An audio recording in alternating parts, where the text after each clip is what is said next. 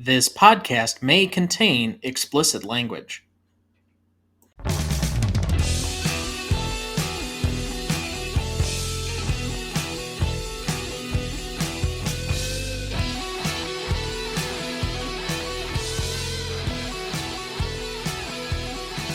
Welcome to the Greatest Movie of All Time podcast, the show that uses a unique grading style to redefine what the greatest movies are. I'm Tom Duncan. And I'm Dana Duncan. Tonight we apply our patent-pending Stanley rubric to The Great Escape from 1963 as our tribute to Veterans Day this week.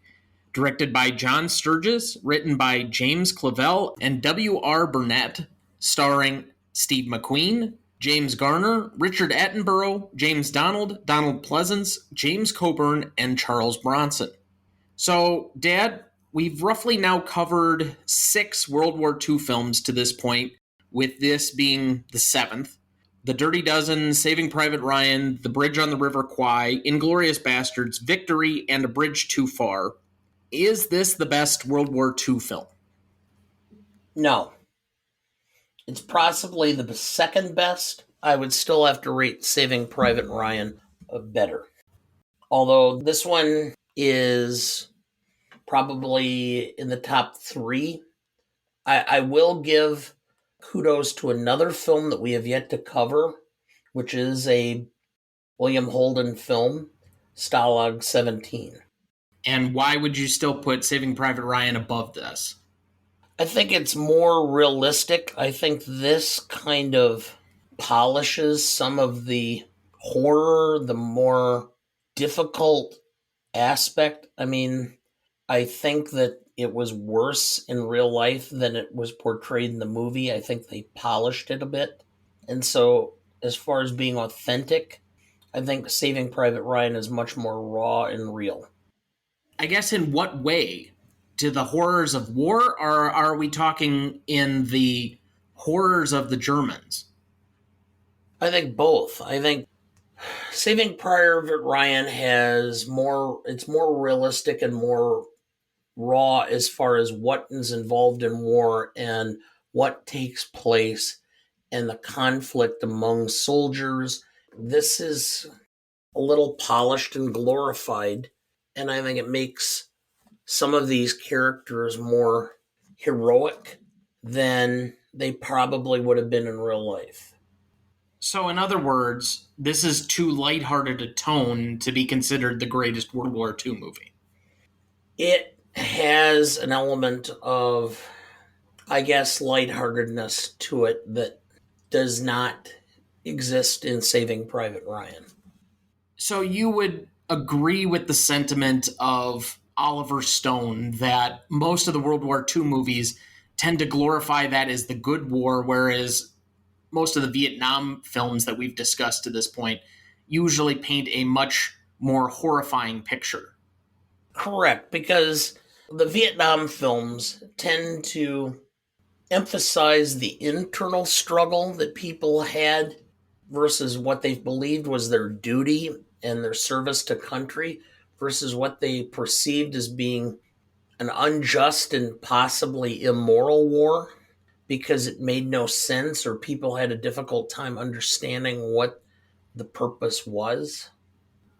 On that note, this film is cited a lot for its historical inaccuracy, particularly on some of the very basic details, but also for its over-glorification of the American effort in helping with this plan, where none of them actually was an escapee of the actual Great Escape as it happened in real life.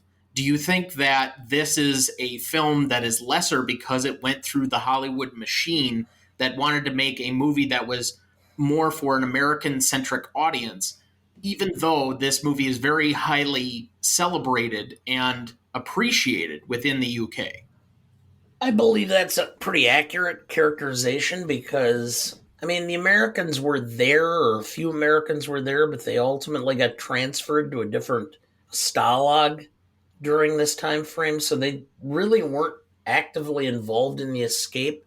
I mean, we had to have a certain level of star power to have this film catered to the expectations and tastes of an American audience. And so we had to put Americans in at least a couple of the more significant roles. Even the fact that you have James Coburn, who was an American actor, he's playing an Australian, was done, I think, in order to increase or make it a little more palatable for the American audience. So then I wonder, the biggest star in this movie is clearly Steve McQueen.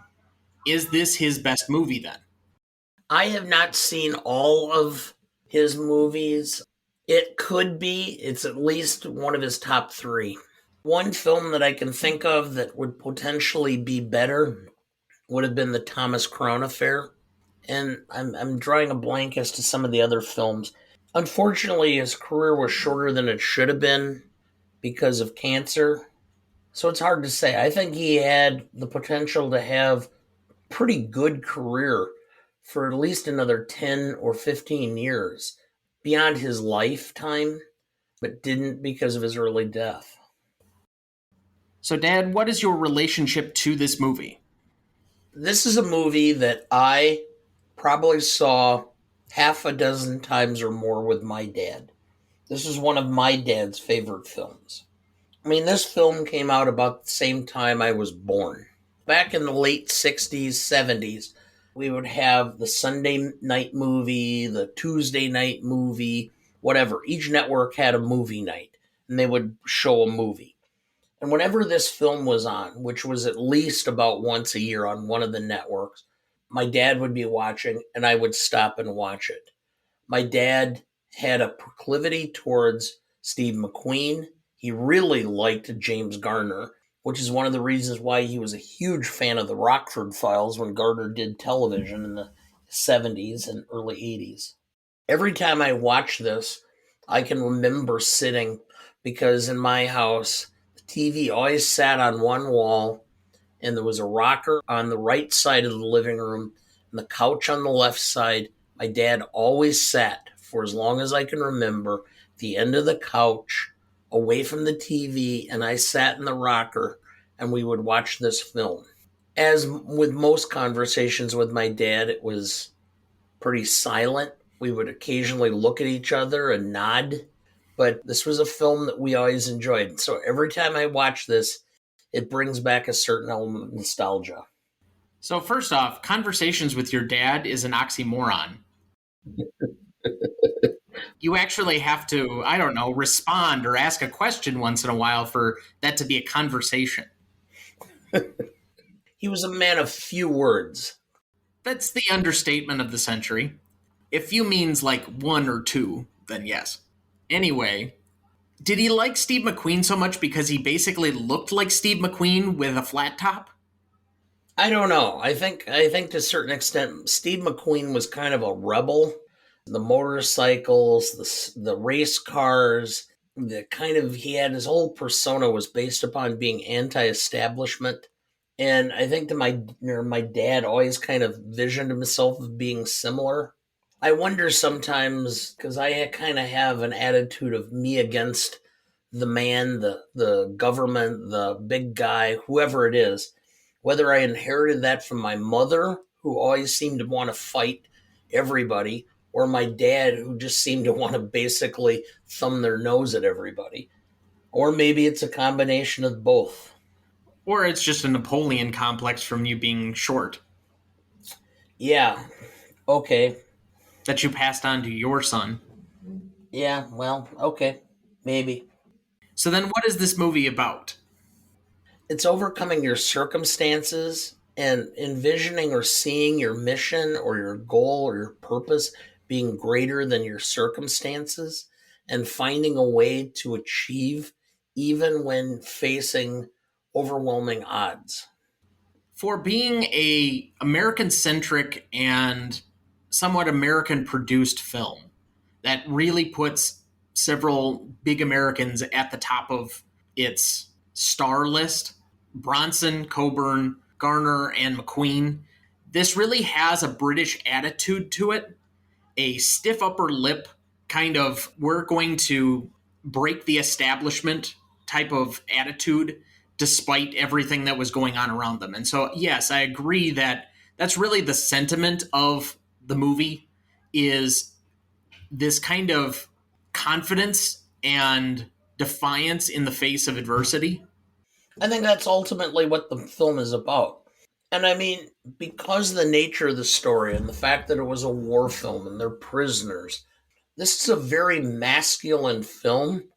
This film speaks to men in general who feel at times that their circumstances are overwhelming, that they don't have any control because things seem to be stacked up against them. And you get a very good feeling, a rush almost, of these people had it even worse than I did. They were able to overcome their circumstances and achieve something. And I think it speaks to a lot of men. It's Oscar Wilde's men living quiet lives of desperation. I think this film speaks to that aspect. So let's give a little bit more background on the movie then. Do you have a plot summary ready for us? I do. In World War II, a group of Allied officers who have a history of escape are placed together in a high security prison by the German Luftwaffe, as these men have various skills to plan, organize, and carry out elaborate escape plans. The Prisoners' Escape Committee, the X organization, led by Big X, RAF squadron leader Roger Bartlett, Richard Attenborough, soon plans a tunnel escape of 250 men. Among the group are American Flight Lieutenant Bob Hendley, James Garner, Australian Flying Officer Sedgwick, James Coburn, Flight Lieutenants Danny Velinski, Charles Bronson, and Willie Dickes, John Leyton, and Captain Virgil Hilts, Steve McQueen. Thank you. Cast for this movie: John Sturges as director, James Clavell and W.R. Burnett as writers, Elmer Bernstein as musical composer, Steve McQueen as Captain Virgil Hilts, the Cooler King, James Garner as Flight Lieutenant Bob Hendley, the Scrounger, Richard Attenborough as Squadron Leader Roger Bartlett, Big Axe, James Donald as Group Captain Ramsey, the SBO, Charles Bronson as Flight Lieutenant Danny Velinski, Tunnel King, Donald Pleasence as Flight Lieutenant Colin Blythe, the Forger, James Coburn as Flying Officer Louis Sedgwick, the Manufacturer, Hans Mesmer as Oberst von Luger, the Commandant, David McCallum as Lieutenant Commander Eric Ashley Pitt, Dispersal, Gordon Jackson as Flight Lieutenant Andy McDonald, Intelligence, John Leyton as Flight Lieutenant Willie Dickes, Tunnel King, Angus Lenny as Flying Officer Archie Ives, the Mole, Nigel Stock as Flight Lieutenant Dennis Cavendish, the Surveyor, and Robert Graff as Werner the Ferret. Recognition for this movie: The Great Escape was wide released on July 4th, 1963. It grossed a rough $11.7 million that year, making it the 16th highest grossing film of 1963. The film enjoyed mostly positive critical reviews during its initial release and has since enjoyed mostly positive critical response. The Great Escape was nominated for one Academy Award for film editing. In a 2006 poll in the United Kingdom regarding the family film that television viewers would most want to see on Christmas Day, The Great Escape came in third, and was first among the choice for male viewers. In an article for British Film Institute 10 Great Prisoner of War Films, updated in August 2018, Samuel Wigley wrote that watching films like The Great Escape and the 1955 British film The Colditz Story, for all their moments of terror and tragedy, is to delight in captivity in times of war as a wonderful game for boys, an endless Houdini challenge to slip through the enemy's fingers. Often based on true stories of escape, they have the viewer marveling at the ingenuity and seemingly unbreakable spirit of imprisoned soldiers. He described The Great Escape as the epitome of the war is fun action film, which became a fixture of family TV viewing. The Great Escape holds a 94% rating among critics on Rotten Tomatoes, an 86 rating on Metacritic, and a 4 out of 5 on Letterboxd. Did you know? In this movie, several Americans, including Hilts and Hendley, were amongst the escapees. In real life, American officers assisted with the construction of the escape tunnel, but weren't amongst the escapees, because the Germans moved them to a remote compound just before the escape. Did you know? Wally Floody, The real-life Tunnel King, he was transferred to another camp just before the escape, served as a consultant to the filmmakers almost full-time for more than a year. Did you know? The real camp can be visited today in Sagan, Poland. It's a ruin now that's mostly used for archaeological purpose. A replica of the camp is located 40 kilometers, 25 miles south, where you can enter a model of Tunnel Harry yourself. In the movie, they confuse the actual names of the tunnels. Did you know? Some aspects of the escape remained classified during production and were not revealed until well afterward. The inclusion of chocolate, coffee, and cigarettes in Red Cross packages is well documented, as is their use to bribe Nazi guards. Other materials useful for escaping had to be kept secret and were not included in the book or screenplay. Also not revealed until many years later was the fact that the prisoners actually built a fourth tunnel called George. Did you know? Charles Bronson, who portrays the chief tunneler, brought his own expertise and experiences to the set. He had been a coal miner before turning to acting and gave director John Sturges advice on how to move the dirt. As a result of his work in the coal mines, Bronson suffered from claustrophobia, just as the character had. Did you know? Sir Richard Attenborough said many years later, working with Steve McQueen on this movie was one of the toughest challenges he had ever faced, and their on-set relationship was not peaceful. McQueen was not combative, but he wouldn't hesitate to let anyone know if things were not as he would have wished them to be, or believed that they ought to be. Did you know? The real-life escape preparations involved 600 men working for well over a year. The escape did have the desired effect of diverting German resources, however, including a doubling of the number of guards after the Gestapo took over the camp from the Luftwaffe. Did you know? James Garner developed his Scrounger character from his own personal experiences in the military as a self-described Scrounger for his company in the Korean War. Did you know? Several cast members were actual POWs during World War II. Donald Pleasence was held in a German camp, Stalag Luft I, Hans Mesmer in a Russian camp, and Till Keway and Hans Reiser were prisoners of the Americans. Pleasence said the set was a very accurate representation of a POW camp. Did you know? Donald Pleasence was an air crewman in the Royal Air Force during World War II whose plane was shot down, upon which he became a prisoner of war and was tortured by the Germans. When he kindly offered advice to director John Sturges, he was politely asked to keep his opinions to himself. Later, when another actor on set informed Sturges that Pleasence was imprisoned in a World War II German POW camp, Sturges requested his technical advice and input on historical accuracy from that point forward. Did you know?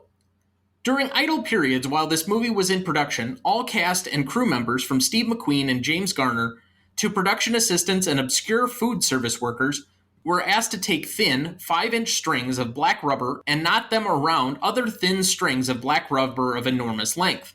The finished result of all this knotting were the coils and fences of barbed wire seen throughout the movie. Did you know?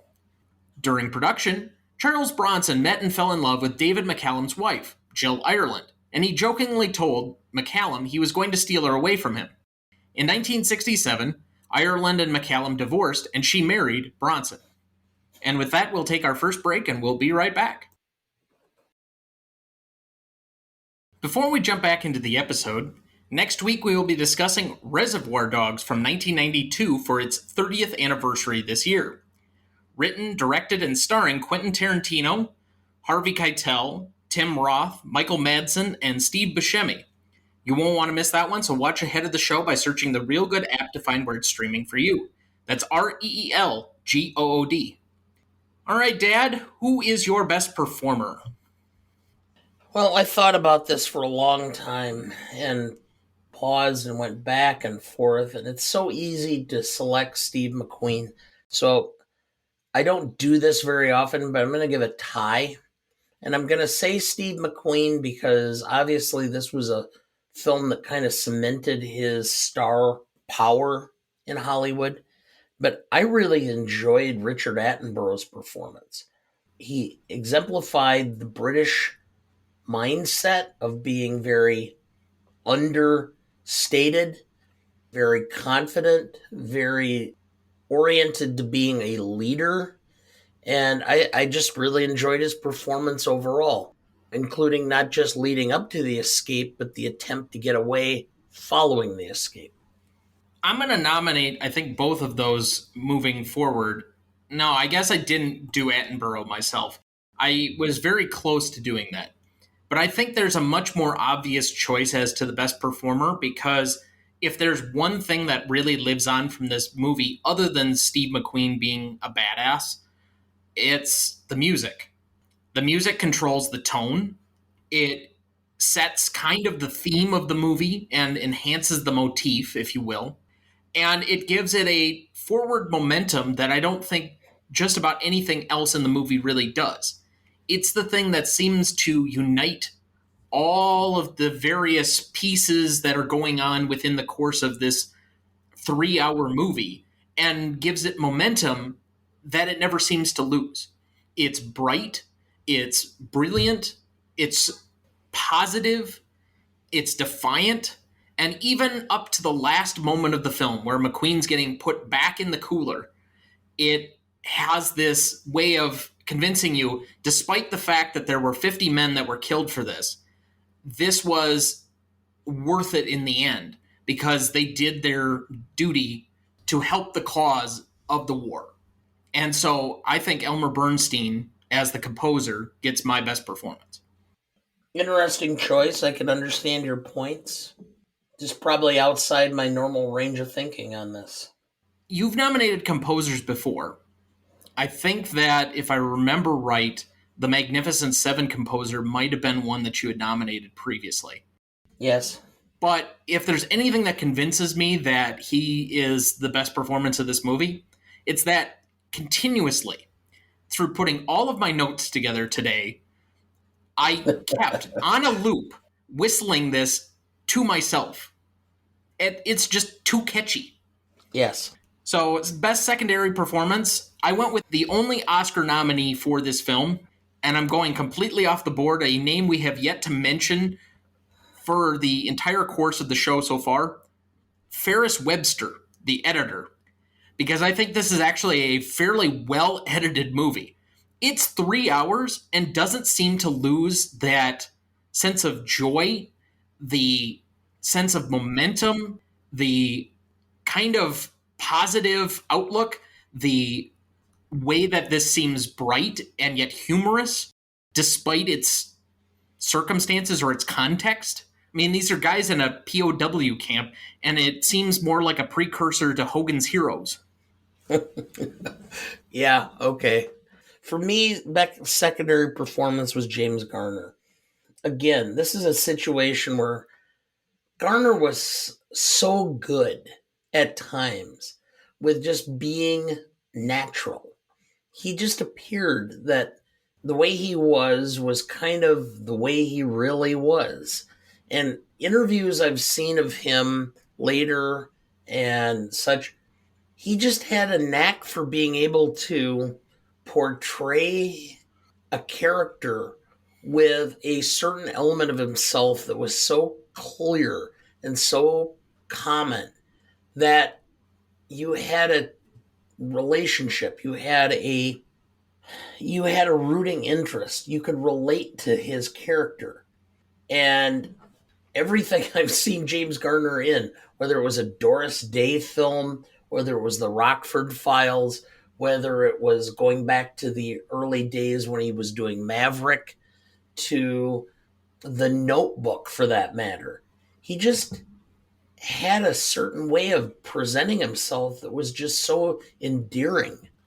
And so he might be one of the last actors of the old time genre who was really a star that basically portrayed himself in a lot of his roles. John Wayne, James Garner, James Stewart. I don't know how many others I could point to that the characters they played were reflective of their own personalities. We've talked about Tom Hanks being that. We've talked about Jack Nicholson being that. We've talked about many actors essentially being a character of themselves. Essentially, Tom Hanks as a ship captain who gets his boat taken away from him. Tom Hanks as a guy who's shipwrecked on an island. Tom Hanks as an astronaut. Tom Hanks as et cetera, et cetera. Or Jack Nicholson as a private investigator. Jack Nicholson as a former astronaut who's trying to bed the next door neighbor. Jack Nicholson as this caustic author who's mentally handicapped. Yeah. All right. Point taken. But to be fair, just to take your point, I do think that James Garner is a less heralded light version of John Wayne.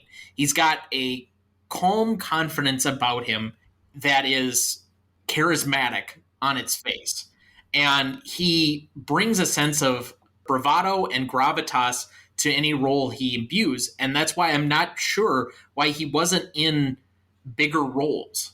He seems like a guy who could have been leading action movies. I know, and I don't understand why his career kind of took a turn differently than it did. I think he could have potentially had a much bigger career than he did. Because, I can sit here right now and tell you scenes and things that I've seen him in, or from various films, television, whatever, that are still very memorable to me. I can bring back episodes of the Rockford Files that I still remember to this day because how well he portrayed them. But, oh well. My most charismatic is the obvious. I went with Steve McQueen because this is a complete Steve McQueen as a star role. Steve McQueen does almost nothing in this movie that's anything other than Steve McQueen is a badass. Yeah. And that's who I have as well. Because again, Steve McQueen is a badass. And he just had a persona that a large portion of American males either wanted to be Steve McQueen or be like Steve McQueen. And that's what made him so charismatic, because a lot of men just really wanted to be him. Thumb their nose at traditional society, thumb their nose at normal social norms, and he did it. If Steve McQueen had been healthy into the 80s, I think he could have had an action career mirroring that of what Liam Neeson is now. I think easily. I could see him doing, quite frankly, the Bourne series. I could see Steve McQueen doing those because those Bourne books were written in the 60s and early 70s. I could see those being done in the 80s with Steve McQueen in them without batting an eye. But I could have also seen Steve McQueen do something like Die Hard. Oh, easily. I think Steve McQueen would have been awesome in that part. All right, let's go to Best Scene then. There are quite a few of them to nominate, but I will try and go through these one by one. So the day one escape attempts, which I will separate from the second scene that I have nominated, which is Hilts testing the security measures, because I think that deserves to stand alone by itself. So the day one escape attempts include everything from jumping in the back of the trucks to trying to sneak away with the Russian workers. And then Hilts testing the security measures and rolling the ball. Part of the reason I separate that one is I think that's a very famous scene by itself as to what you think about this movie if you remember certain parts of it. And I think that's one of them. Then Hendley scams Werner. So that moves the story forward quite a bit. But it's really probably James Garner's best scene individually. Hilts and Ivy try to burrow, which I think is just humorous by itself. Then we get Independence Day, so they make the, I guess, would you call it vodka? They said moonshine, but how can you make moonshine out of potatoes? It's vodka. Yeah, it would to me seem like it was vodka. Anyway, then progressive myopia. So obviously Colin getting the kind of like, they relate it to being almost blind, but then they specify that it's not actual blindness. Yes. Then we get to the night of the escape, which that's a whole long sequence. I think that's 20 minutes? It's at least 15 minutes where they're trying to go through the tunnels and you've got multiple different character arcs being accomplished throughout the course of the film. Then catching Roger and Mac, so Mac's slip up, in order to catch them in the act and then getting chased down. Hilts' motorcycle getaway, which I don't need to give much explanation for that. The French resistance, so that's James Coburn with the French resistance fighters and trying to get to Spain. And then the last scene, the 50 men gunned down. Out of these, what do you think is the best scene? Well, to be honest, I think you skipped over, which is there was a whole series of small scenes of them constructing the tunnel. Everything from they're singing to hide this, they're doing things to hide using the hitch axe to break through the floor. All of those setup scenes, to me, were so well done and so well portrayed the heart of the film that I hate to just gloss over them.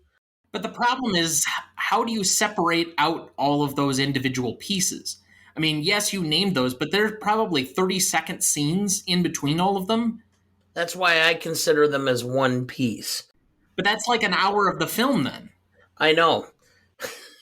But collectively, that's my favorite part, is just seeing the ingenuity of what they were doing in order to come up with the tools, the methods, the mechanisms, the efforts to cloister what they were doing, right down to the scene where Hilts is taking the slits out of the beds and Cavendish comes in and jumps into his bed and falls all the way through from the top bunk through the bottom.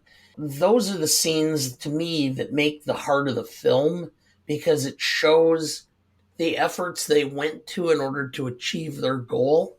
And so, to me, that's my best scenes, because I think it shows so much of what they were going through in order to achieve their ultimate ending. Well, I agree with you that the first 2 hours of the movie is much more rewatchable than the last hour. Once they get to kind of the escape attempt, I feel like the movie loses a lot of its momentum because, yes, it's been building up to that, but what makes the movie successful is kind of the screwball nature of how they've gotten to the point of actually attempting the escape.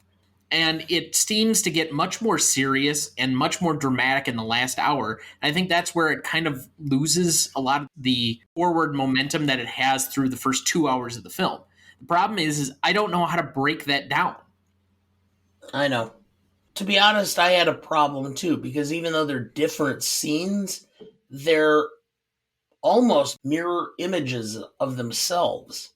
My most indelible is the escape efforts, because every time I think about this film, I go back to thinking of how they're trying to get away and who ends up dead and who ends up ultimately escaping, and then ultimately leading back to the execution by machine gun at the behest of the Gestapo. So that always is what I remember the most about the film, which ultimately leads me to think of that as being my most indelible.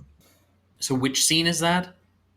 Again, it's basically, I'm having a difficult time separating from the point that they leave the tunnel until they're all brought back to the prison or dead, because it's one collective of multiple scenes that don't last very long, but they're all collectively what impacts me.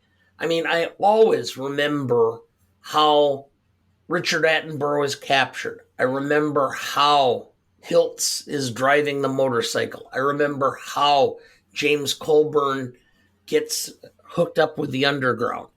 And those are always, their redemption or lack of redemption is always what is locked into my memory. And I can't separate them. Maybe it's because this is a film that I've seen so many times and I know which scene leads to the next. I have a hard time breaking them apart. Well, I broke them apart, but I'll just do mine since you've already put forward all your best and most indelible. For me, I'll say the best is actually the first kind of those two scenes that I split apart. The day one escape attempts and then Hilts trying to test the security measures. I think that does actually a very good job of introducing you into the film, giving you the context and what the story arc is going to be about without doing the traditional exposition of, well, we've brought together all the most dangerous escaped POWs in the country and put them all here. Yes, there is a little bit of that exposition when James Donald goes into the commandant's office, but it's not quite to the level where you get a sense of each one of these characters by the time that the first 15, 20 minutes of the movie is over. You know exactly the attitude and mentality of Steve McQueen, James Garner, James Coburn, Charles Bronson, Ives, etc. by the time we get to them being put in the cooler the first time. You know how defiant all of these guys are, you know their individual personalities, and that they all are going to eventually unite behind a common goal of escaping together. Because it's not even necessarily in the writing. So I think part of it has to do with the direction.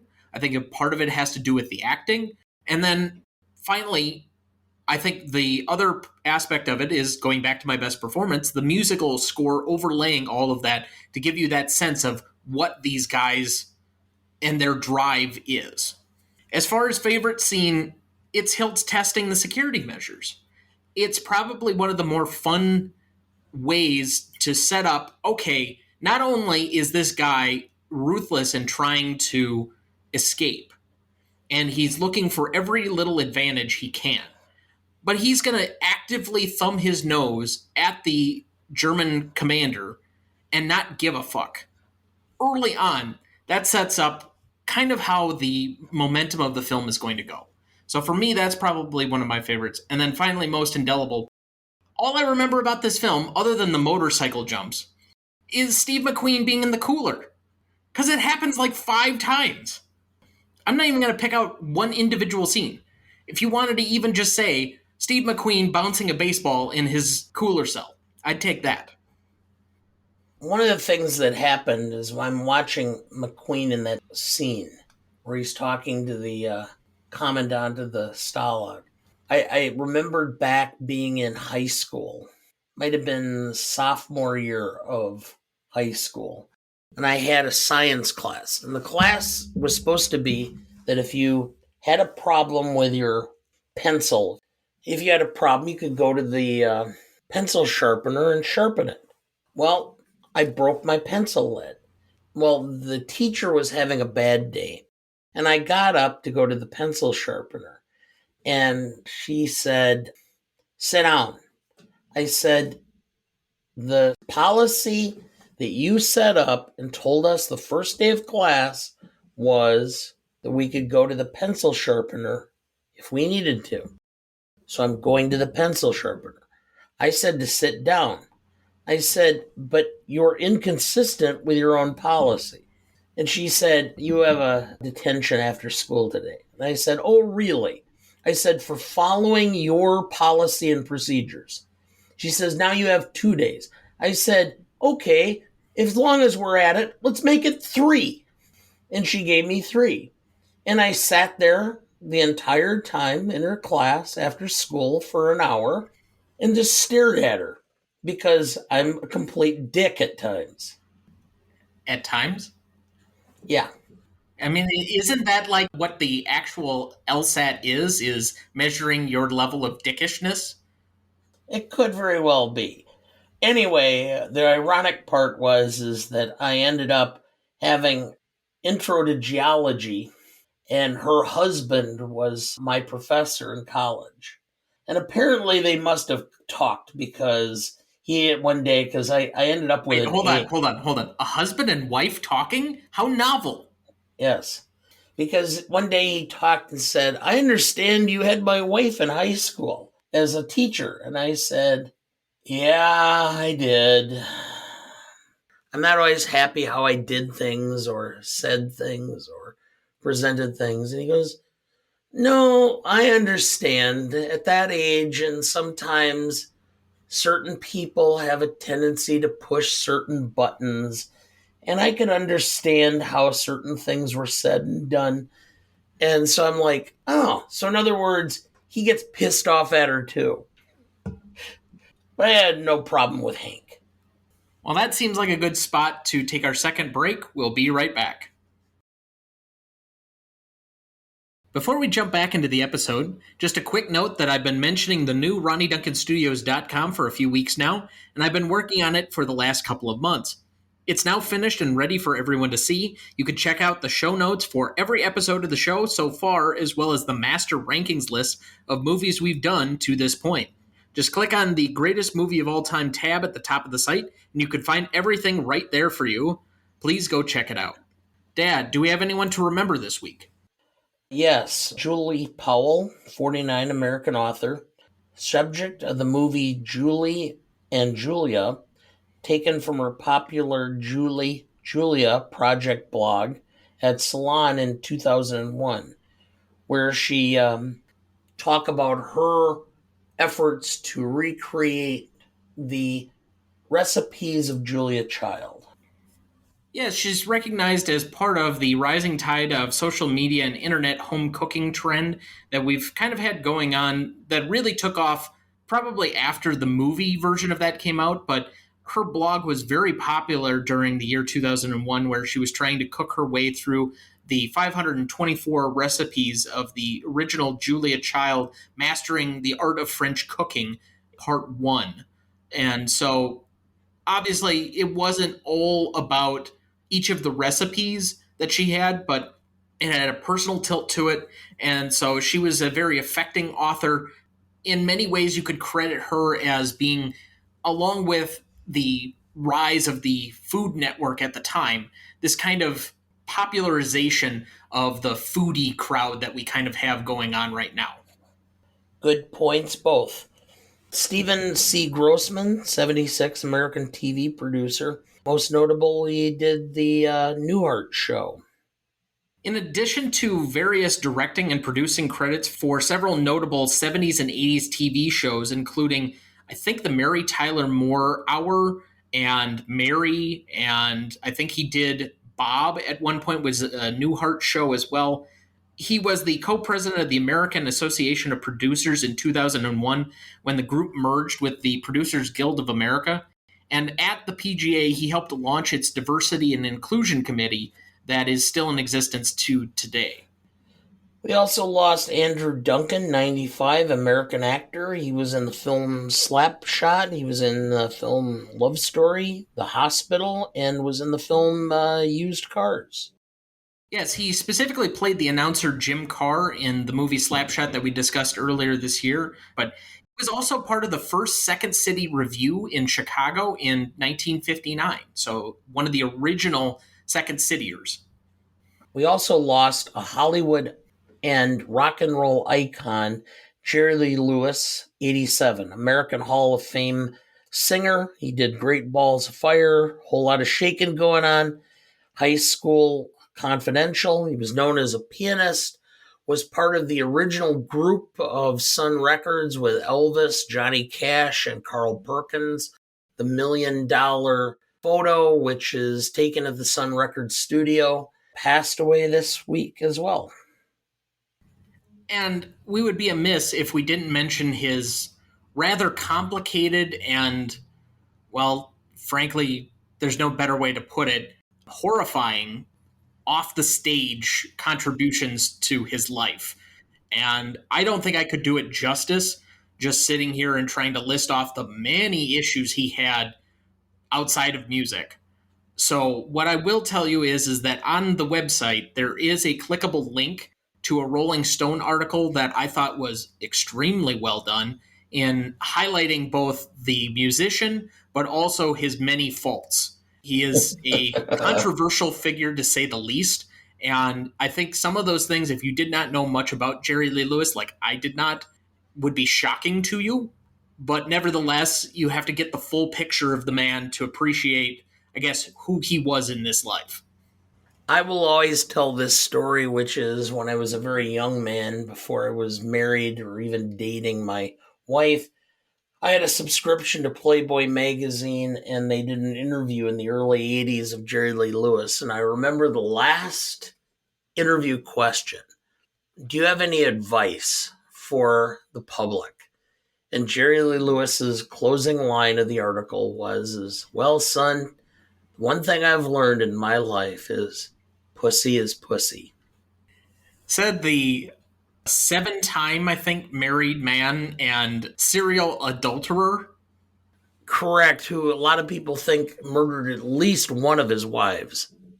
And also married a 13-year-old. Correct. There's a film of his life with, not Randy Quaid.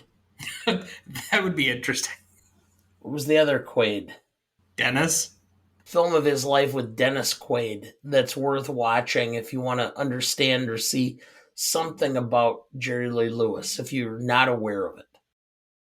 Honestly, I think that Jerry Lee Lewis movie, given all of his many foibles, would be much more entertaining if it was Randy Quaid. Yeah, sure. Yeah, Randy Quaid always struck me as a guy who, when they talked about say no to drugs and they cracked an egg and fried it, that's my impression of what Randy Quaid's brain currently is. All right, so with that, we recognize those that have passed this week with a moment of silence here in their honor.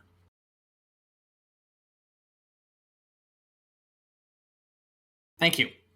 Best Funniest Lines? I only have 3 nominees. This isn't necessarily a dialogue movie.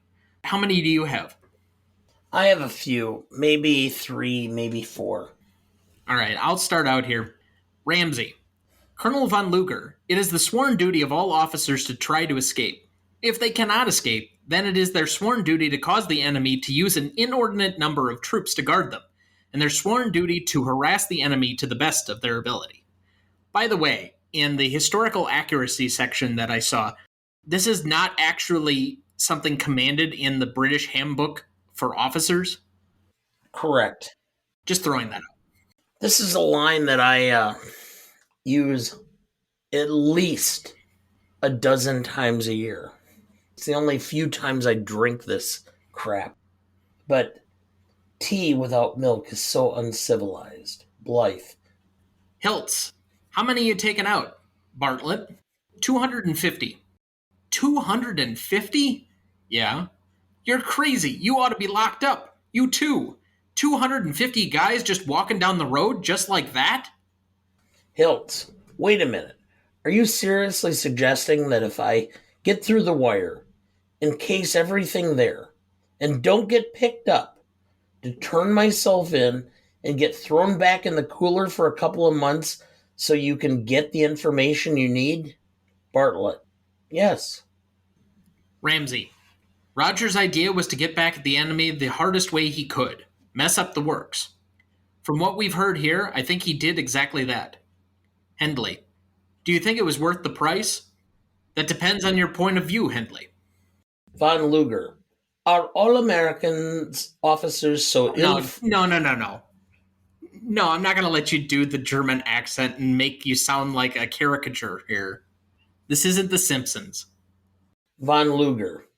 Are all American officers so ill-mannered? Hilts. Yeah, about 99%. Von Luger, then perhaps while you're with us, you'll have a chance to learn some. 10 days isolation, Hilts. Hilts. Captain Hilts. Von Luger. 20 days. Oh, and you'll still be here when I get out? Cooler. Do you have any others yet? No. All right, I'm out too. Let's go to the Stanley rubric then. Legacy is up first. Would you like to go first or second? I'll go first. Legacy. This film has risen as time has gone by. I mean, this film is as old as I am, which on a given morning is really old. And it continues to rise and be recognized as a war classic. I think it's held in high esteem among insiders, critics, people who know, people who are cinemaphiles. I'm going to give it, as far as legacy for the industry, a 5. As for the public, as I was growing up, this is a film that everybody knew and everybody talked about. And I'm now going to be 59 next month. And people of my age, when you mention the film, still immediately have a memory of it and a relationship to it. It's starting to age out where younger people do not have the same connection to the film. So I have to give it some reduction for the public over time. So I went with a 3.5. So an 8.5 overall. Well, that's interesting. I did not give it a 5 for the industry. I don't think it's recognized among a lot of other ones that we would nominate for 5 as far as accolades.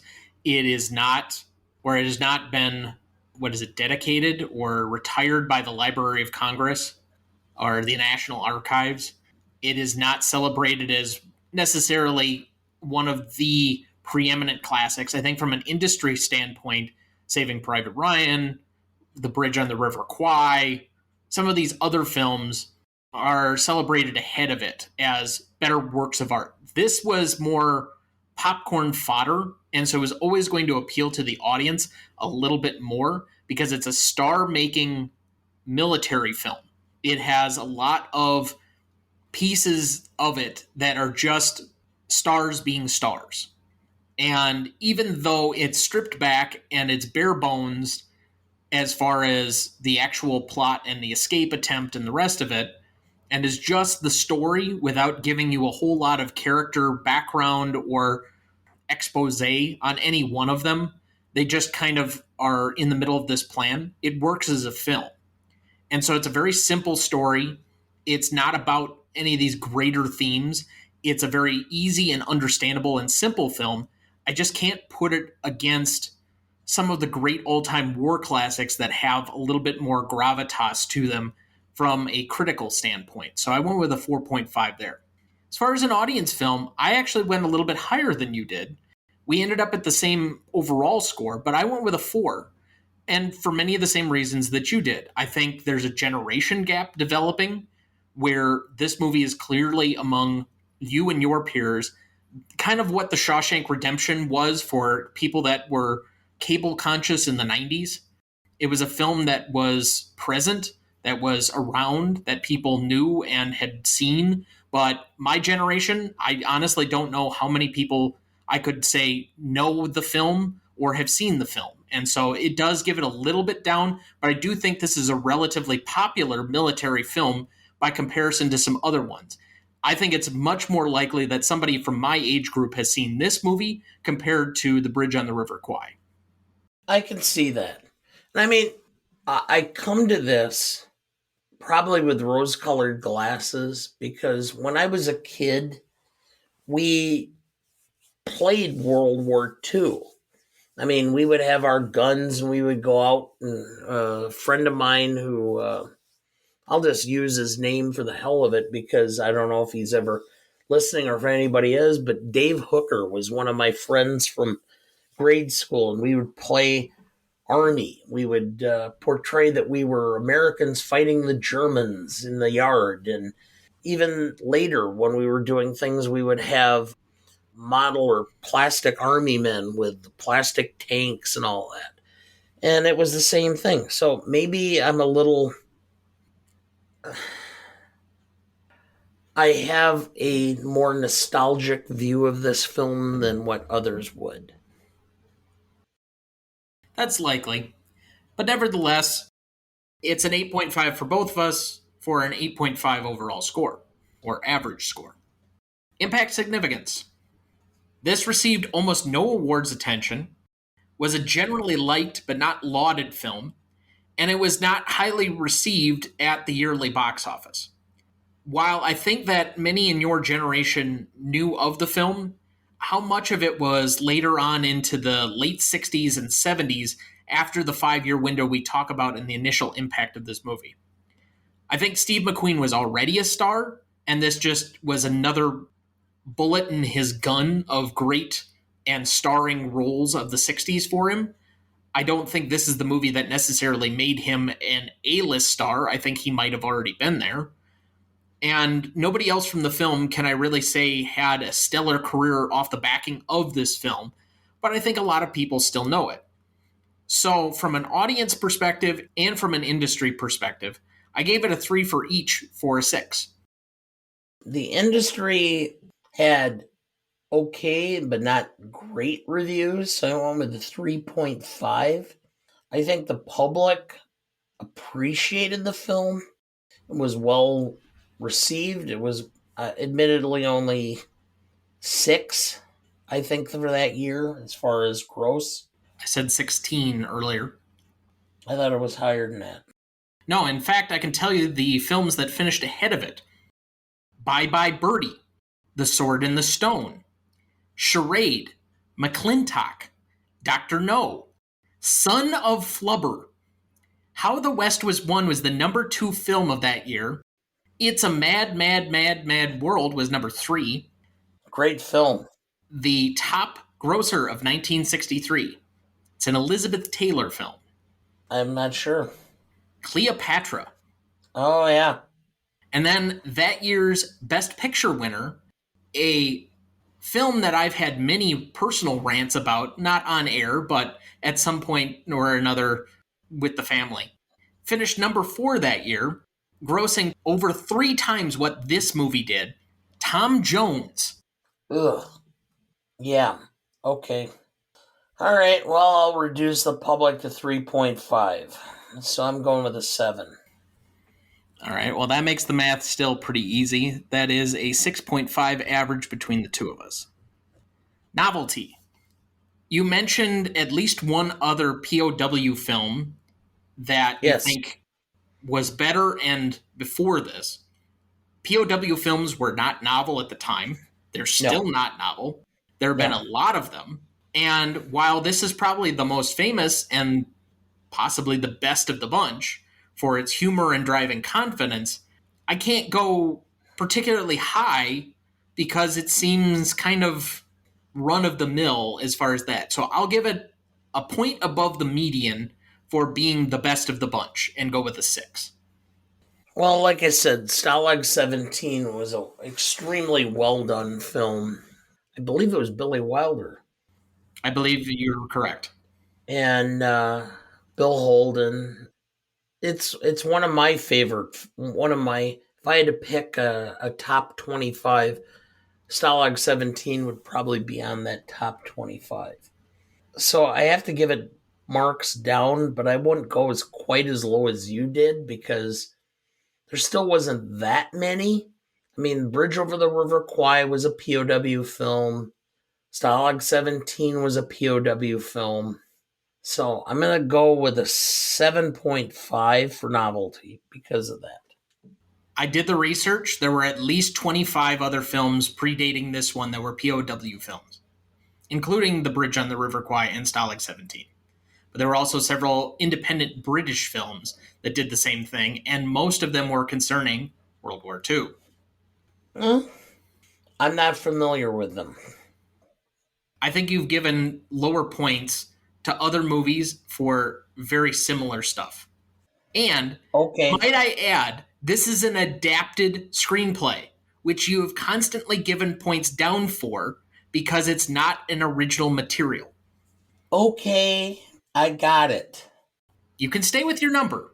I'm going to stay with my number. I told you I'm having a difficult time because, as I indicated before we ever started recording, when I was talking at dinner with your mother, I was going to have a hard time doing this film because every time I think of this film, I think of sitting and watching it with my dad. So it's going to have a certain color to it that may not be objective. Okay.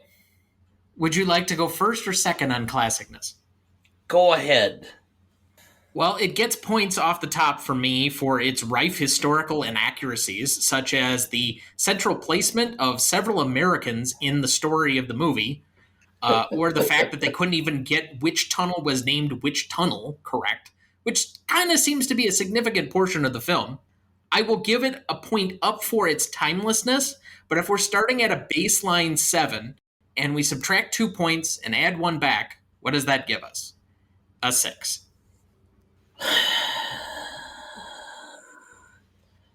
Please tell me this is the first one you're going to give a full 10 to so that we just have that on record. No, I can't. Okay, I'm not giving it points down because it's a World War II prisoner of war film. Of course, there are not going to be any females in it. All right, so I can't give it that. And diversity, well, no, I can't do that necessarily either. All right, because even the British military kept the provinces separate. Well, the U.S. military wasn't integrated until the 50s. No, it was integrated in 48. 48. Okay, that's right. It was still under Eisenhower. No, Truman. Eisenhower didn't take office till January 53. Okay. All right. Yep. My bad. So, all right, I'm going to give it an 8. Okay. Simply because I think, even though it's not historically accurate, I think it did a fairly decent job of portraying the efforts that were undertaken by Allied troops or soldiers to continue fighting the war even though they were prisoners. All I'll say is that the title card at the beginning, for the most part, is extremely correct as to what the point of the film was going to be.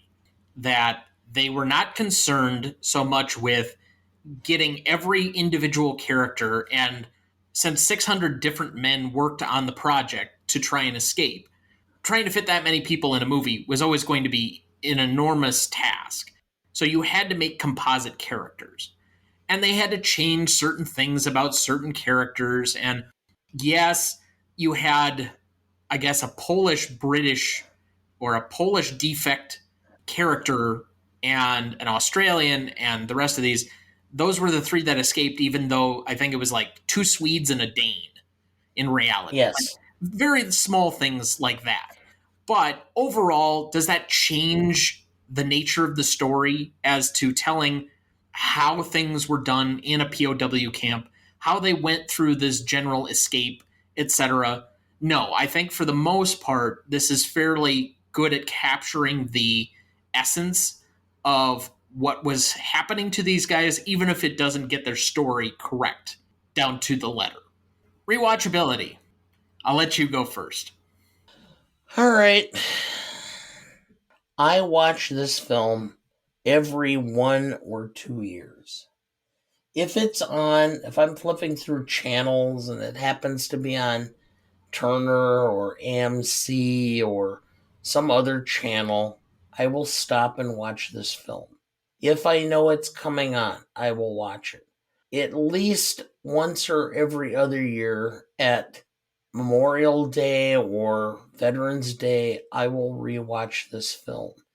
It's part of my being, it's part of my childhood, it's part of my essence, it's rooted within my soul. I mean, I don't use that term loosely.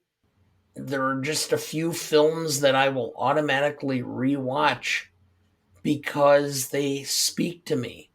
This, Patton, is another one that I rewatch because it's just my essence as a historian, as a person, as everything. So, 9.5. Didn't go for the full 10. No, because 10 has to be something that I rewatch at least on a regular basis.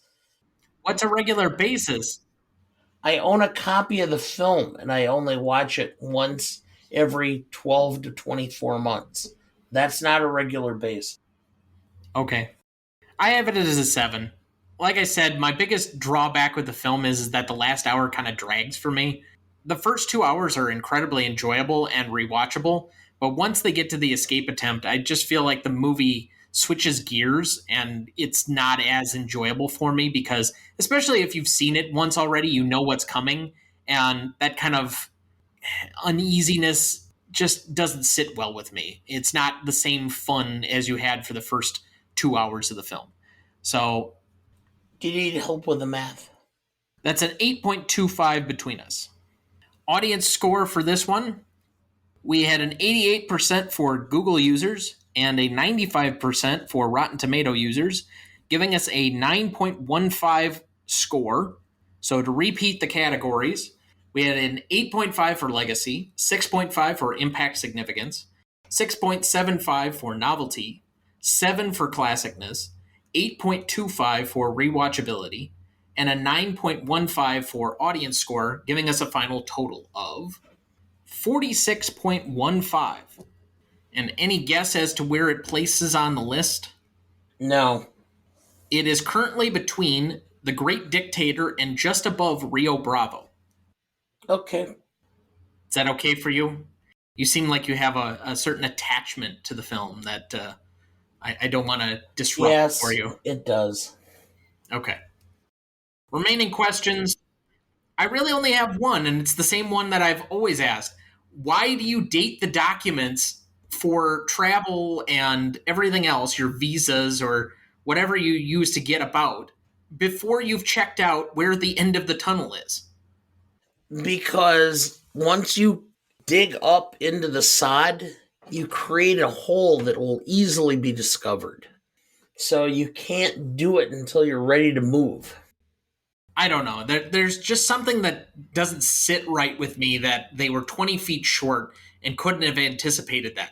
Yes, obviously you can't get out and pace it out so that you can like truly measure, but there had to be something better, and especially because you could see where the woods were in comparison. To me, to be spending an entire year digging and you are still 20 feet short, boy, that's hard to swallow. The thing that I thought about it is obviously when you reach the woods, when you're digging, you're going to not be hitting sod or just general ground. You'd be hitting tree roots. When you reach tree roots, you'd know you were in the woods. It's a good point. I don't know. It's the one thing that I've always thought about that I'm wondering about. But that aspect is based upon the actual film, the actual historical situation itself. So I don't know. Well, for guys who seemingly thought of just about everything else, that is somehow escaping them, for lack of a better term. Just seems odd. But Yeah. regardless, any other remaining questions for you? No,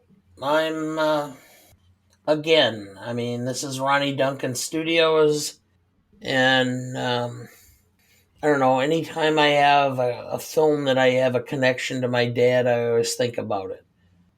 In retrospect, I had a lot of problems because I wasn't sure. He had a very rough childhood, and I'll express that.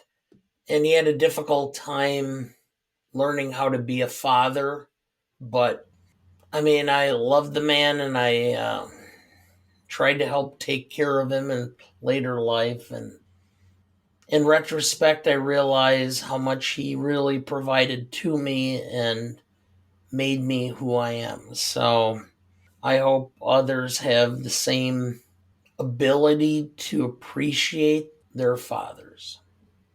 Well, that's a good sentiment to, I guess, end on for the most part. Any other remaining thoughts? Nope. Just looking forward to the end of the year and the upcoming Thanksgiving holiday and then our Christmas holiday and the films we have coming up. So I'm going to suggest a new series that we picked up last weekend that I thought, both from its premise to its execution to the actual writing of the show, is great fun. And I wasn't sure what to expect when we sat down and put it on for the first time, but the new series Reboot on Hulu is actually a lot of fun, and I think it's very clever in its premise and execution. And so I would recommend that to anybody looking for kind of a new sitcom. It's only 8 episodes, and they're about half an hour apiece, but something very easy and light to try and get into if you got some time and just need something to fit in between whatever you're doing. I will add that a film that I really enjoyed, I happened to watch this past weekend, All Quiet on the Western Front. The remake. It's a remake. It's a German-made film. I thought did a very commendable job.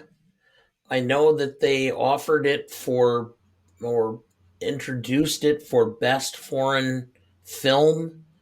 Having watched a lot of foreign films over the last several years doing this show, or the last few years doing this show, I think clearly this is going to be the benchmark. It's going to be difficult for anybody to overcome this as being the best foreign film at the Academy. And I will say that it's likely that this will get a nomination for Best Cinematography. The photography, or how they handled the cameras throughout the film, was so well done.